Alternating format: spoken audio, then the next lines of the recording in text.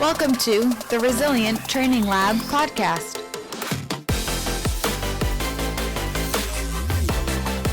Welcome to our next episode of the Resilient Training Lab podcast. I'm your host, Ryan, here with Coach Paul and also Eric. So welcome, guys. Thank you. Glad to be back on. Yes, Eric is one of our favorite guests. And today we're going to get to talking about how do we know what we know. So this is a pretty nuanced topic. We're going to start out with some definitions of some words that are going to come up throughout the course of the episode. Paul's got a really nice analogy that I think we'll be able to reference back to as the episode goes on so that we can start to draw some parallels between the analogy, the fitness world, and the physical therapy world. So, Paul, you want to hit us up with that ship analogy? Yeah, so we're going to kind of be talking about how it's our duty to provide the best information possible. And Derek Miles uses this ship example that I think kind of really drives the point home. And you have this guy, and he owns a shipping company. And he has this ship that he knows is just, not put together great. It's real rickety. But he, buys insurance and starts selling tickets, and people have this voyage that they go across this big journey, and he sends them on the rickety ship, and the ship sinks, right? And everyone would agree that that guy's an asshole, and, he collects his insurance money, and he didn't really care about the people that he put on the ship because he knew he would get paid either way, right? But if we have that same story, guy has the rickety ship, and this time the ship actually makes it. Is the guy still an asshole? He put the people's lives at danger, but they didn't actually get hurt. So what do you think there? But what if he didn't even inspect the ship? He just took the seller's word for it. He was like, the seller told him, this is a fine ship. And he just took the seller's word for it and then started selling tickets for his ship. What about that situation? Is that, make him a bad person? I think the big moral of the story is that we don't want to be putting our clients on rickety ships. We want to be making sure that the ships we put on our clients, because we are leading them on our journey, are safe and sound. Yeah, so I think when we reference back to this analogy, what we're looking at is it the responsibility of the person who owns the ship to make sure that it is safe to transport these people? And if he doesn't research the safety level of this ship, does it all come back to him? And so the parallel that we see with the fitness world is the trainer has the responsibility to make sure that they are giving their clients the tools that they need to be successful. They are putting them onto a safe ship rather than a rickety ship. And I think we could also see some parallels with the physical therapy world. So Eric, in terms of a physical therapist, what would be the comparisons you would use to apply this analogy? So what would be the rickety ship in your perspective? Yes, I suppose that would be any intervention we would provide for the patient in front of us. And I think for these analogies, physical therapy and strength and conditioning parallel pretty well. It's just perhaps the stakes are a little bit higher in physical therapy because of just the role of the healthcare provider and what we're working with in terms of pain or dysfunction of some sort versus perhaps more health and wellness directed goals. So the analogy works in both settings, but basically I would say that the stakes are a little bit higher in the physical therapy realm. But the ship itself, that could be any intervention that we choose to do, whether that's patient education or and a selected exercise for a specific reason, or some other, maybe a little bit more of a passive modality like dry needling. The responsibility falls on the clinician to know what the risk and benefits are and what the effectiveness and other stuff that we're going to talk about in a little bit is regarding that and so on. Yeah, so again, back in this ship analogy, let's say that this individual wants to have his ship inspected, but he hires, the Yelp of ship inspectors, and they're just going to give him a passing rating as long as he gives them money, and they actually don't know anything else about the safety of this ship. So that would be sort of a lower quality way to justify what he knows of the safety of his ship versus spending a ton of money to have it properly analyzed by somebody who knows the ins and outs of the exact model of ships that he has, which would be a very high quality, right? To know that the ship that he's putting people on are safe. And so when it comes to trainers producing programs for their clients or a physical therapist having a plan of treatment for their patient, we really need to take a look at how we're justifying what it is we're having these people do. We need to make sure that the ship is sturdy, the ship is safe, or the program is efficacious. Is that the word that we're gonna use today? So That's how you say it too. Good job. Good job. We're in over our head with all the E's and the F's and the C's today. All right, so we're looking at how efficacious of a justification we're using. So, Paul, you have some definitions, right? Yeah, so when we kind of look at any research or any method that has been researched, you can kind of look at its effectiveness or its efficacy. So when you're looking at efficacy and effectiveness, these two words are often interchanged, and they do actually have like slightly different meanings. And when we're looking at specifically in terms of like research and effective study, we're looking at kind of a study that is more applicable to the real world and has kind of less confounding factors and less stringent inclusion for the study, and just kind of is going to look at a more kind of real life application, whereas an efficacy based trial is going to be more stringent, and it's going to be more in like that research setting where you kind of have that random controlled trial that you're used to seeing, where they're controlling for all the other variables and they're testing against a placebo. So that's going to be the big difference there. And we'll talk about some pros and cons and talk about how that applies to everything. Awesome. So, Eric, when you're looking at new research in the physical therapy world, are you specifically looking for examples of efficacy? It depends on where we're at in terms of that intervention or whatever we're talking about in the scenario. So just to rewind a little bit, going back to the ship analogy, the point of that analogy is what is the responsibility of that person in terms of, knowing if that ship is rickety or not. And what we do to find that out is we read research articles and talk to other people, and we formulate an opinion on what's going on. And we try to keep that grounded in some level in science, because that gives us better confidence to basically be less wrong. And so science goes through sort of a process, especially in this world of health and fitness and physical therapy, where the first question we want to ask is this thing that we're doing safe? And then the next question we want to say is it efficacious? So does it work in a controlled setting? And then the next step after that would be more like, is it effective, to say what's normally being performed instead of that? So does it work in a more of a general sense? And then we could ask, is it effective in various populations? So can I use this intervention with different people in different scenarios? So when you say, like, when I read research and do I look for if something's has good efficacy versus effectiveness, it depends where it is on that spectrum. So some stuff like exercise, for example, there's a lot of research on that already. So rather than see if something has good efficacy, I might want to know it's effective for me to use with a lot of different people that might walk through the door. We've kind of already established in some level that in a semi-controlled manner, as much as you can control exercise research, it could be effective for a couple different conditions. And then we might want to know, or it has efficacy for a couple different conditions. And then we want to know if that is now effective in the clinic. And then we want to know if that's effective with different people that might have the same condition. So it's complicated.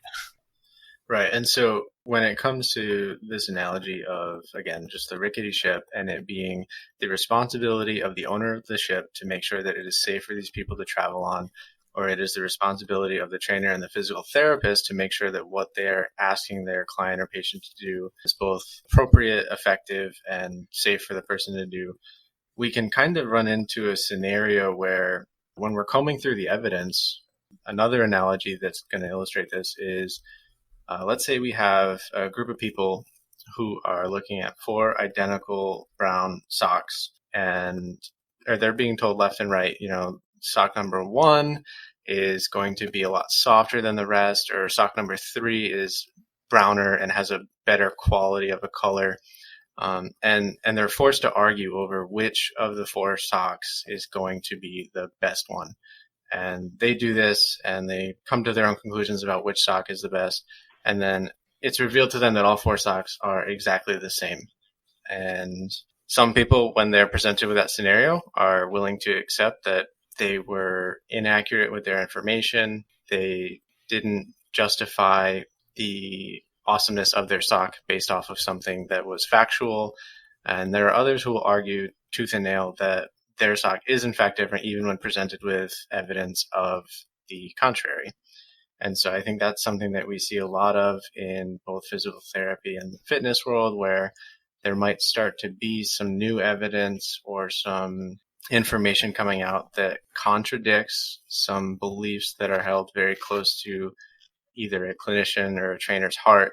And they have a very difficult time coping with that and sort of letting what they once thought to be true go and reassimilate new knowledge into their practice or their protocols. Yeah, so that's kind of just one of our human biases. And even more so if you have four identical socks that you don't even say there's anything different. You just say, hey, pick one of these four socks. And someone picks it, they're going to defend why they picked it to their grave when you tell them that they're all the same socks. They'll try and tell you that they're not, and they'll make up a story about why they picked that sock. And so confabulation is what it's called. And it's just one of the things our human mind does. So it's something that we need to be aware of and actively trying to push against, because if we just go about our day and don't really think about it, we'll fall into this trap a lot. So we have to be kind of aware of our thinking about our thinking. So when you're faced with new information, you have to be able to question your current beliefs and look at how that new information can be integrated into your current belief process. Because at the end of the day, people are coming to us as authority figures and looking to us for answers to their questions. And as Eric said, in the physical therapy world, the stakes are a little bit higher. But in the strength and conditioning world, the stakes are still pretty high because, one of the leading cause of death in America is cardiovascular disease. And exercise is shown to be one of the best things you can do. Yet only about 18.6% of Americans meet the exercise guidelines. And if we aren't doing our job to the best of our abilities, we are increasing the barrier of fitness and making it less likely that people will stick around in the long run and exercise for the rest of their life. Yeah, there's a lot of research looking at what are the most common barriers to increasing physical activity or exercise, because they are slightly different. Exercise being more structured, and physical activity can include things like NEAT and exercise. But regardless of what population you look at, when you look at barriers to exercise, the two biggest ones are either there's not enough time to do it, which I think all three of us hear often, or people are just too tired to get themselves to do it. So the reason why this stuff that we're talking about is important is because we want to choose things that have good efficacy and effectiveness, because that helps fight against those two barriers. I don't want to do a bunch of stuff that's going to eat up time if it's not going to get us the biggest bang for our buck. We want to do things that are going to have the best return on investment, so to speak, because those are your biggest barriers. So you don't want to spend 2 hours training if you can get just as good benefits from, cutting out some of the fluff and doing that same session in under an hour or something like that. That's, I think, something that comes up a lot in this podcast is, trying to use research to guide decision-making processes so you don't go too far down a rabbit hole of something that doesn't have good efficacy, even if it seems like it might have been effective for somebody. Yeah, we really do try and focus on maximizing return on investment of the amount of time somebody's spending in the gym. But these are all standards that we set for ourselves. We seek out this information to try and hold ourselves accountable to provide the highest quality product that we can without any oversight. And so there are plenty of places that don't do that, or plenty of trainers who aren't forced to. There's no position stance written out from a governing body. There's no board overseeing personal trainers. A lot of these weekend certifications are the only thing you have to get it is money. It's not even like you're learning that much. You don't even need a certification anymore, man. You just need a big total and a six-pack. Yeah, that's true. Instagram, hit me in the DMs, bro. Have a link in your bio for sure. But yeah, I mean, it's really there's no standards. You know, it's the Wild West in the fitness industry. It's pretty crazy what people are out there preaching to their audiences of hundreds of thousands, if not millions of people. It's wild. It's absolutely wild. I think a lot of people probably get information on what they're doing, like trainers, through social media, and ends up just becoming kind of like you're listening to gurus, and so you tend not to kind of question them as much as you should, and that becomes a slippery slope of, you know, just kind of listening to people that just give you confirmation bias. So it becomes an echo chamber, and you see these like areas develop where this group of people gets married to this one style of training or this one type of, you know, exercise selection, and then, you know, we'll kind of try to pull up and see if there's any validity to that, and it's just not out there. So it's like, why is this thing picking up so much momentum? There's just not any efficacy to support it, first of all, let alone determining if it's really effective. And then I think the rebuttal that we typically get back is, you guys want to fill in the blank. What happens when, you know, you say, well, where's the research to support that? Right. You know, my technique's just too new. They too sophisticated for them to research. So you'll always be behind if you stick with the research. Yeah, that's the gist of it. You know? And it's kind of bullshit. That's a lazy answer, because there is a lot of research. There's not as big of a governing body in strength and conditioning, but, you know, the NSCA does put out decent position statements for certain broad stuff like youth sports, or there's other position statements on like training during pregnancy. You know, these broad concepts, but they're not always like super applicable. Like, what am I going to do with the person in front of me? But there's a lot of research out there. It's just maybe the people don't know how to access it, you know, because it is hard to kind of access peer-reviewed publications, or maybe it's hard to read them too. It's a skill that you have to develop to be able to read research, you know. So, but just saying that the research isn't caught up, I think that's a bit of a lazy answer, and that just gets fed in by the social media guru system that is like forever evolving. Yeah, it almost even worse than just the guru. It turns into like a telephone game of what the gurus say, because the trainers just feed it to each other, and it gets even more and more skewed as it goes along. Right.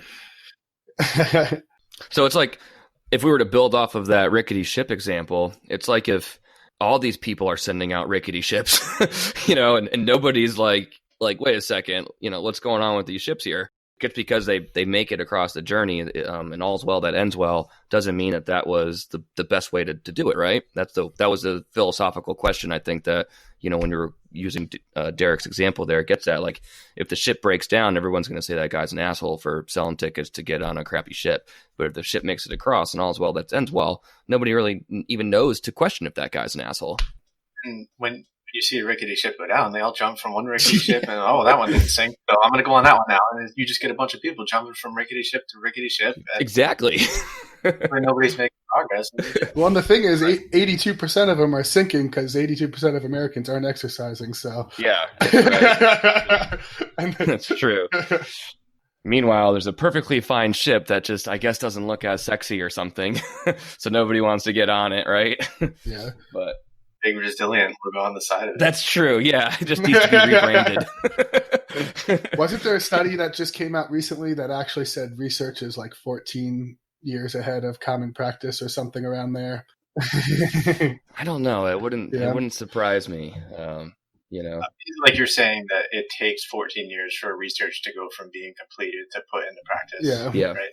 Well, but we also hear, like, so what Eric was just talking about with people talking about how there's not research available.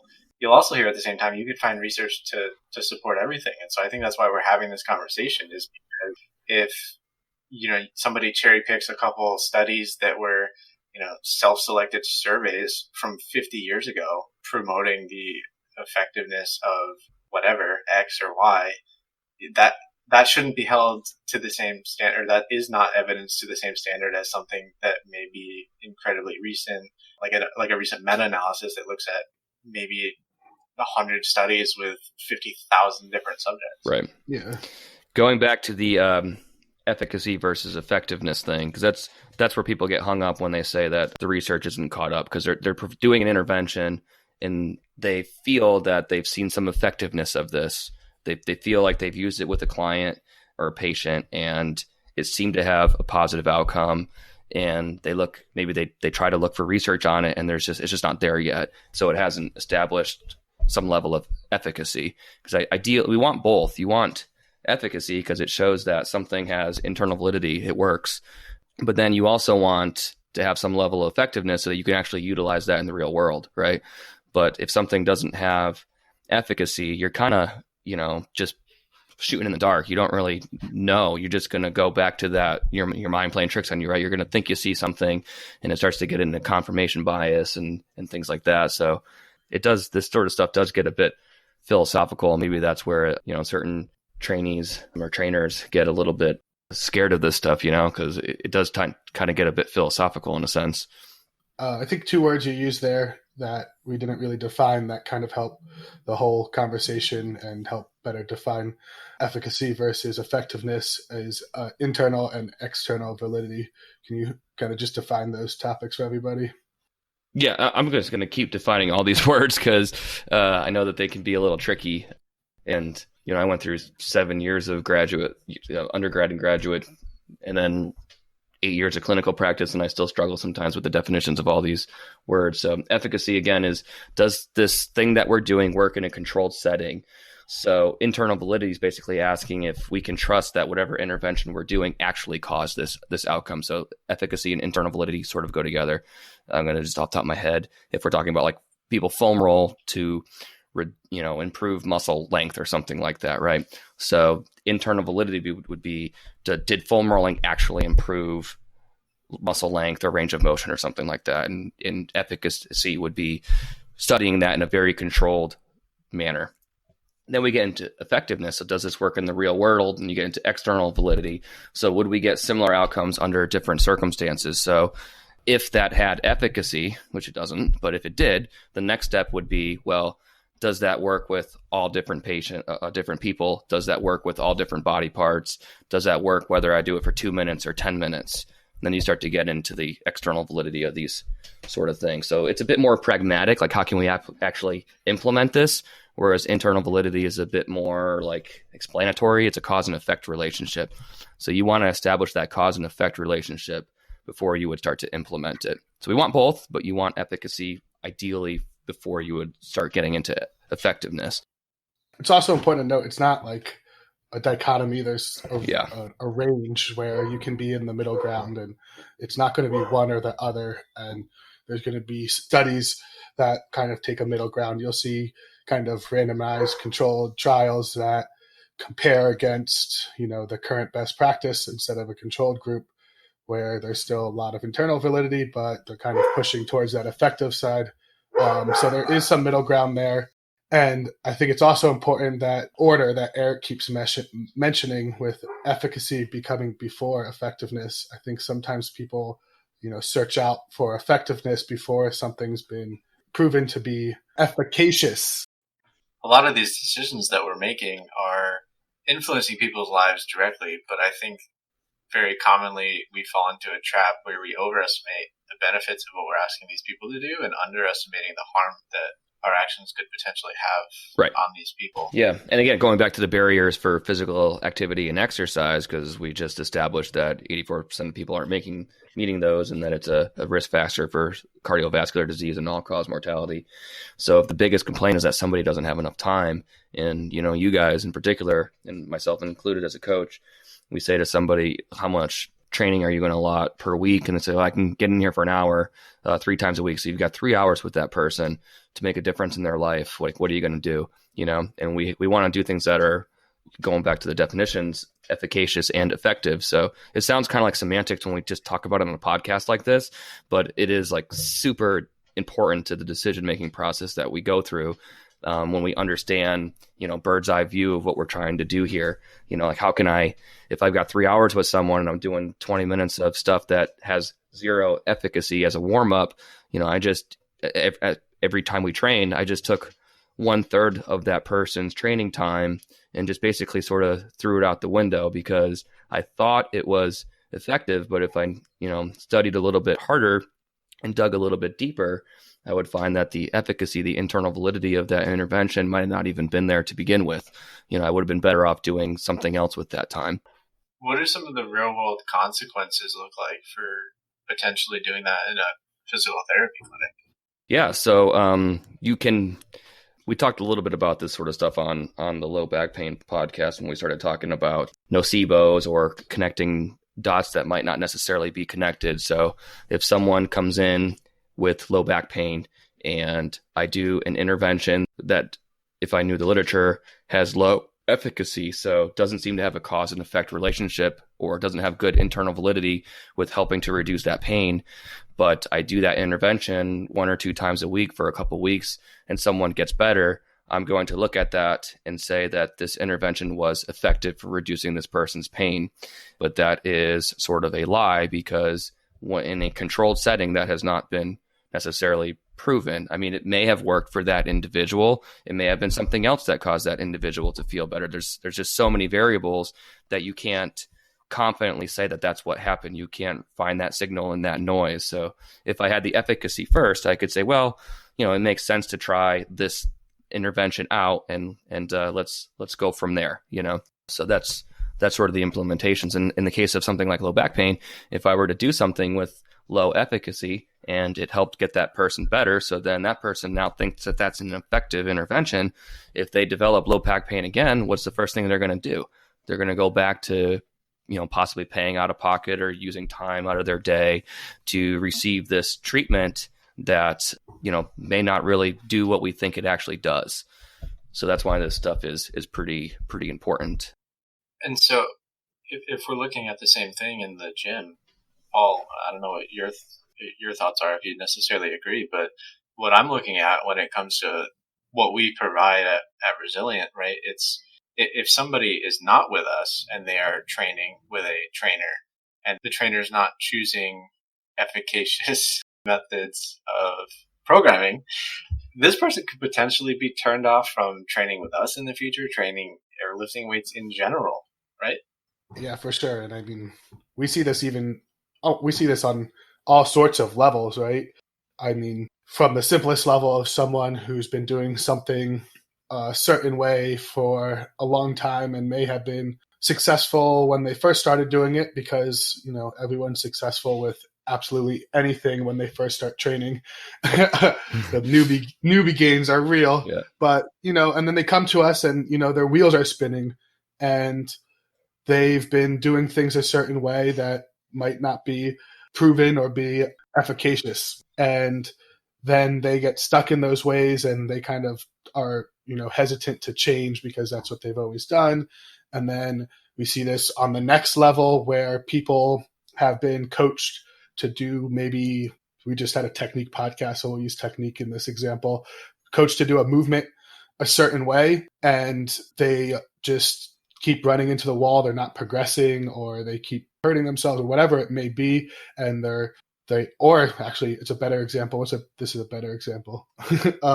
Is they're doing a technique a certain way, and they've been told that way is dangerous because of reasons that haven't been researched and haven't been shown to be efficacious. And then they're afraid to do that movement because they've been told they don't have the movement capabilities to do it, or they're doing it incorrectly.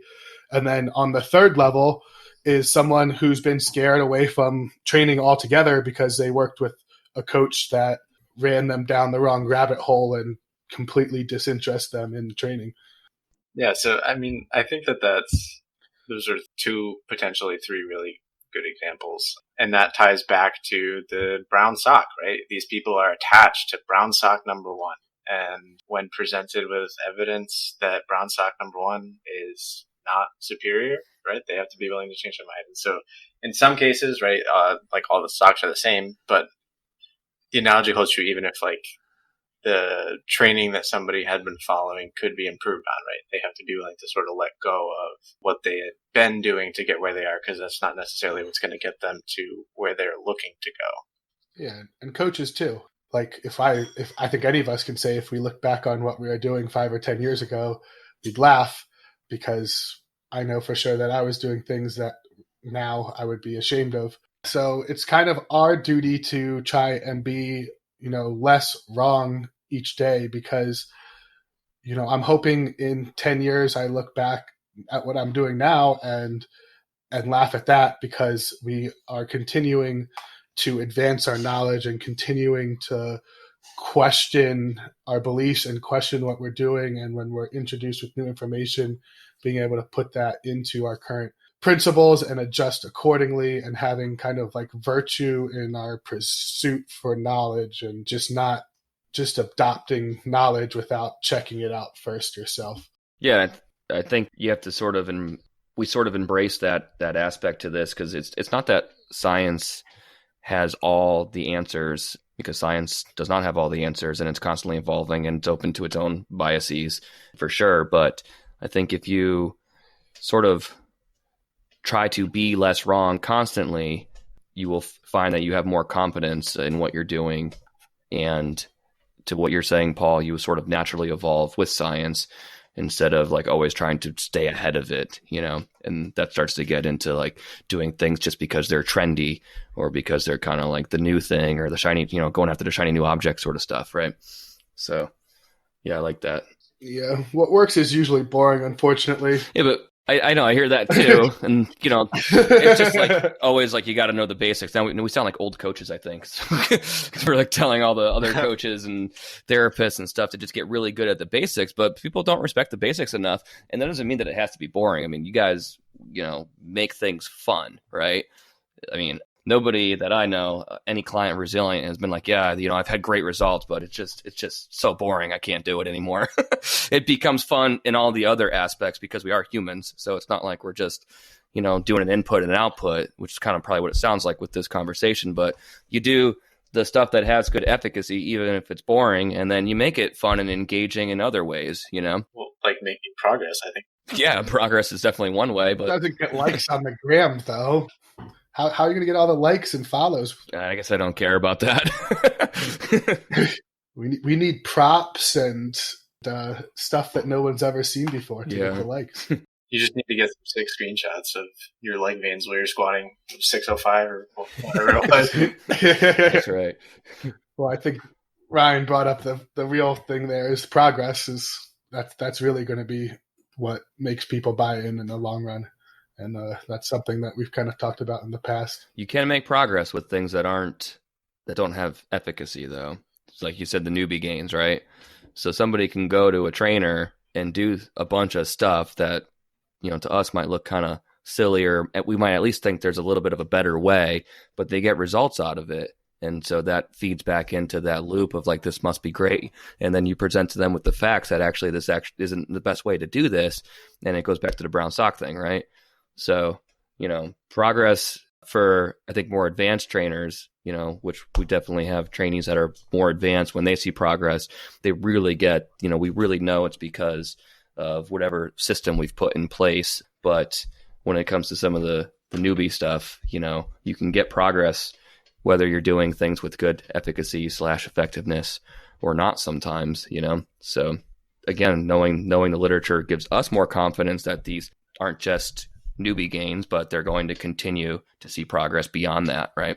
Yeah, and oftentimes I hear arguments from other trainers saying, like, hey, if it works, it works. Progress is progress. Like, can't argue with progress. And then you may bring up the conversation of, well, there might be a better way to do it, and then they get into, how do you know there's a better way to do it? And this is how we do the research. If it works, it works is like the anti like science. That's the rickety ship guy, right? He got across. So if it worked, it worked. Well, you're kind of an asshole though, dude. So. And I don't know. I guess it's what you put into it, though. We're passionate about this stuff, and we use our free time to do these sort of things. So I guess that's part of it too. And to continue on what you were saying about making progress, I think that's a really good point. That I think the easiest example of is like a 14-year-old, right? They're going to get stronger no matter what they do, just because that's the speed camps. That's a perfect example, right? You see all the speed camps, and like every 14, 15-year-old. is like, burning through ladder drills and getting faster and buffer, but they're just hormonal teenagers that are responding to, they're primed to respond to any input, right? And then they go to like their D1 college, and the coaches there are just gonna just hopefully probably just gut that and have to start over with the basics, So and I think that's where we can kind of highlight what we do as being different, where it's like, how many people can you help, or for how long can you help them, right? It's like, how many people can make progress in their first few months in the gym. I've seen clients doing a lot of things that I didn't agree with, who made a lot of progress those first few months, but at what point does that trainer then lose the ability to help them? So again, referencing back to the rickety ship, it's like, you can be on a rickety ship and not know it and get across the Atlantic a few times, but eventually, the statistics aren't in your favor. And so the more you can stick to both the efficacious and the effectiveness, right? So it's like, if we can focus on that stuff, we're just able to help people more consistently over longer periods of time. How many other places could a guy like Carlos go for programming and be able to make progress? It's pretty small. That's what you just touched on, Ryan. That's a good question I'd like to ask you guys, because if someone comes into me for physical therapy, and a lot of this happens a lot, they're requesting an intervention that might not have great efficacy. Maybe they know somebody that found it to be effective, or maybe they've had it in the past. For whatever reason, they want to do something that I might not typically do. I kind of have to either educate around that and see if I can maybe get a change in their belief structure on what else we might want to do, or I have to give a little bit. I'll do a little bit of that, and let's do a little bit of this stuff that I find to be useful. So I kind of dance around that stuff all the time. But if you guys get, and I know this happens, you get new clients in and they want to spend 30 minutes foam rolling or doing all this other sort of stuff that you might not normally program in because you don't think that the efficacy and effectiveness is there. What those conversations look like, 'cause that's the humanistic part of this whole thing. Yeah, it's a very similar situation where you need to educate them, but you can't just tell them they're wrong off the bat and like just throw it in their face and be like, oh, the research says this, you're wrong, because then they'll just leave. Yeah. So you do have to give in a little bit and kind of let them do the things they believe they need to do, and then add in the things that they need to do, and slowly start to wean them off those things that might not be effective or efficacious, and start to kind of educate them slowly and do it by example, where, we maybe in the foam rolling example, they let them, hey, come in early, do your foam rolling before the session starts on your own time, and then let's implement this new warm up and see how you feel. And they feel pretty good. Maybe we get them to foam roll 5 minutes less, and they're like, oh man, I still feel good. And eventually they're not foam rolling at all, and their warm up's down to just 5 minutes, so they can spend the next 55 minutes working out. But you do have to, give a little at the beginning. And like we've talked about this whole episode, is it really comes back to lowering the barrier of fitness and keeping adherence high. So if the person doesn't enjoy what they're doing, they're not going to adhere to it. So there's got to be some enjoyment there. So meeting the client in the middle, and over time educating them on, these topics. This podcast will probably serve that purpose in some cases. One of the things that you do at Resilient that I like is having some of the more senior members serve almost as a mentor to the newer members, because there's a certain amount of social learning that occurs with that, right? So if someone comes in and they want to do 30 minutes of foam rolling, and then they realize that, nobody else, none of the other members, or especially the senior members, are necessarily doing that, and they're surviving, they're doing just fine, and they're making progress. They're going to learn from that. And we don't get as much of those interactions in the clinic due to like HIPAA reasons and stuff, but our clinic is pretty open. So, we do have somebody that this happens fairly often, where somebody, in their 30s is fearful of lifting something from the floor because they think it's going to make their back worse. But there's a 50, 60-year-old, 70-year-old next to them picking up 30, 40, 50 pounds, piece of cake. So there's a little bit of social learning that occurs there, and that really helps reframe beliefs. So I love the the mentorship idea there, because I think that can get over some of like the stuff that might not have the efficacy or the effectiveness, but it's not coming from you guys too. They're learning that through the experience. There's a lot of really strong people that work out with us, and there's a lot of people, when a new client comes in, there's almost always someone that has kind of done what they're after. They have like similar goals and have completed them and have gone through that journey, and they can kind of see what they're doing and how they're training and how it's worked for them. And they're much more likely to buy in when everyone else is around them is, kind of training hard and hitting the big movements and spending their time, pushing adaptation instead of laying on their full floor rolling in circles. I think they also get to see what is in their future. If they stay consistent and they work hard, they can see how strong the people around them are and know that it's going to be accessible to them as long as, again, they put the effort in.